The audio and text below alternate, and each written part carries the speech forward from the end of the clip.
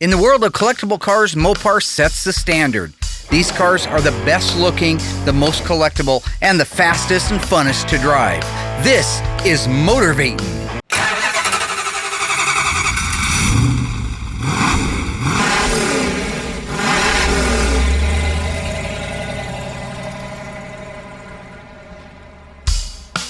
In 1970, Dodge introduced the Challenger. Now, this car really took the automotive world by storm, it and its sister, the Barracuda, because it was sleek, it was wide, it just was completely different than anything before it. The Dodge Challenger since then has become one of the most collectible and valuable cars in the world.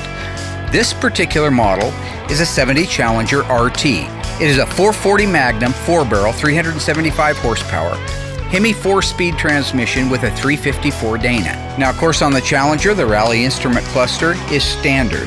This car has an upgraded steering wheel, the white longitudinal stripe, black top, 6-way seat.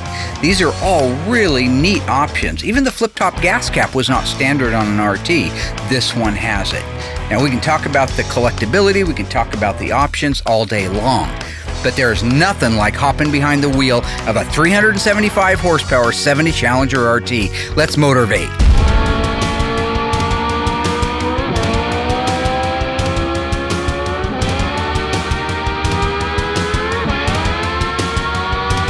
So I've driven a lot of these cars, Challengers, Cudas, Roadrunners, GTXs, B-bodies, A-bodies, you name it, I've driven it. This particular car was a really nicely optioned car. This was a car that I had found many, many years ago up in Salem, bought it. Daren, that used to be on the show, bought it, and then he resold it to my client.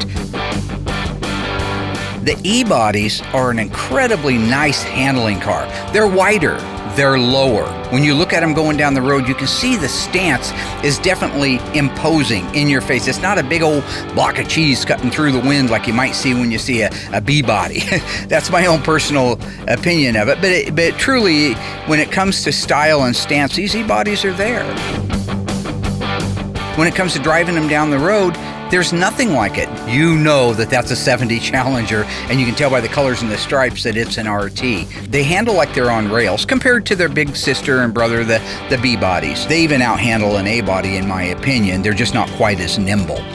This car is what was considered the first of the Mopar pony cars. And the reason they say that is that it's a big engine in a small car. That's the main thing behind a pony car.